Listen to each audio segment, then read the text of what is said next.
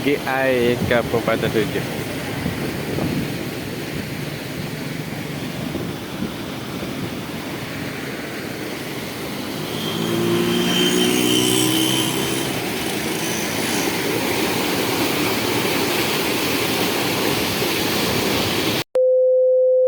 Komen sikit, macam mana air dia? Macam mana air dia? Berkurangan kan? Betul tak berkurangan? Tengok, kita dah tebuk kuala apa semua. Air ni akan laju je. Air ni akan laju keluar ke laut. Inilah salah satu inisiatif. Lagi satu kepada pondok-pondok Kelantan, kepada yang berkemampuan nak bagi bantuan kepada masa-masa banjir dekat Kepulauan Batu Empat, boleh kontak saya. Saya akan bawa sendiri you all pergi bagi bantuan kepada yang terjejas banjir. Kepada masa-masa yang terjejas banjir. Tengok ni, air. Tengok air dia keluar ke laut. Tengok air dia keluar ke laut. Besar tak besar. Macam yang mana nak main apa lucu boleh mari. Boleh mari dah. Inilah salah satu. Sama-sama.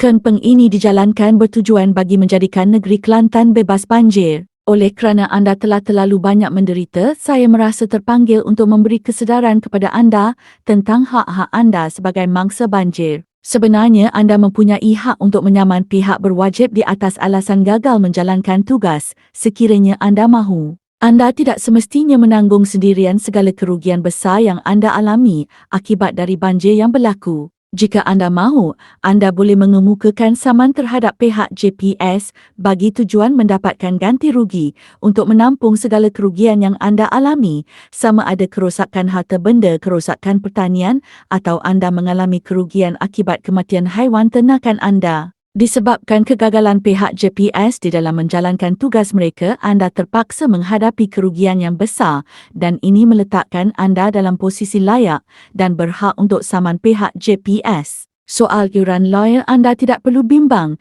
kerana anda boleh cas yuran lawyer anda ke atas pihak yang disaman ini, bermakna anda tidak semestinya perlu menjadi kaya untuk mampu buka kes saman sivil terhadap JPS. Apa yang anda perlukan hanyalah bukti-bukti yang kukuh yang berupa suatu rakaman video yang menunjukkan secara jelas bahawa kejadian banjir telah mengganggu kesejahteraan dan keharmonian hidup anda. Jika bukti-bukti anda kukuh, anda mungkin akan dapat menang dengan mudah. Anda berhak sekiranya anda mahu untuk menuntut ganti rugi yang sama nilai dengan kerugian anda untuk menampung segala kerugian anda akibat banjir. Anda juga berhak menuntut ganti rugi bernilai RM30,000 dengan alasan bahawa kegagalan pihak JPS mengurus banjir mengakibatkan ia mengganggu kesejahteraan dan keharmonian kehidupan anda. Soal tempoh saat laku bagi anda untuk mengemukakan kes bagi tujuan saman sivil adalah dalam tempoh 6 tahun. Ini bermakna anda masih boleh mengemukakan kes saman sivil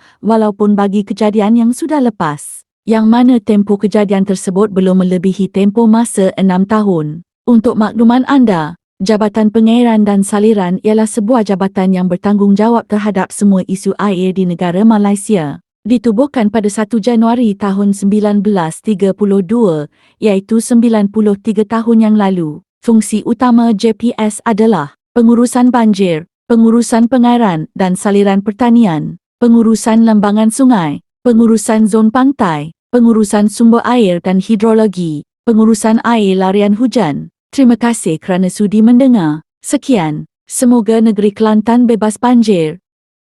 Thanks for watching.